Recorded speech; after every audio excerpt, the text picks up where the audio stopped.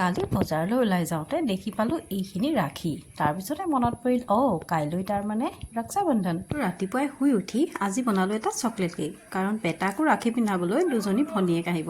মুঠতে তাৰ 3জনী ভনীয়েক। আৰু এইফালে কেক বনালে আমাৰ বেটীয়ে ক্ৰীম নেচেলাকৈতো নাথাকে। ৰাখি পিন্ধাবা নেকি?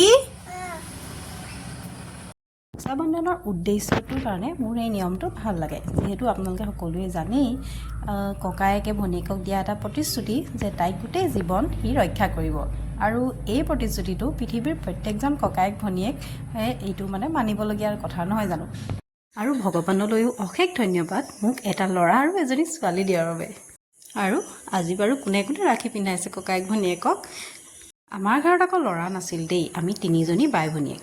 তথাপিও এদিনো আমি পিন্ধাই নাপালোঁ, কিন্তু ভাবিছিলোঁ যে আমি 3জনীয়ে ইজনী সিজনী ৰক্ষা কৰাৰ প্ৰতিশ্ৰুতিৰে এডাল ৰাখি পিন্ধাম, কিন্তু সময়েই নাপাওঁ। বাকী মোৰ যদি ভিডিঅ'বিলাক চাই ভাল পায়, ছাবস্ক্ৰাইব কৰিবলৈ নাপাহৰিব আৰু লাইক এটা কৰি থৈ যাবলৈও নাপাহৰিব। ৰাখীকেইডাল কিমান ধুনীয়া চাওকচোন, ৰাধে কৃষ্ণ লিখা আছে আৰু এডালত ভাই লিখা আছে। আৰু এয়া মই বনোৱা কেকটো, চকলেট কেকটো খাবলৈ খুব সোৱাদ লগা হৈছিল। আৰু আজিৰ দিনটো এনেকৈয়ে আমি উদযাপন কৰিলোঁ, এনজয়ো কৰিলোঁ। এইজনী আমাৰ নবৌ দেই। Bye bye.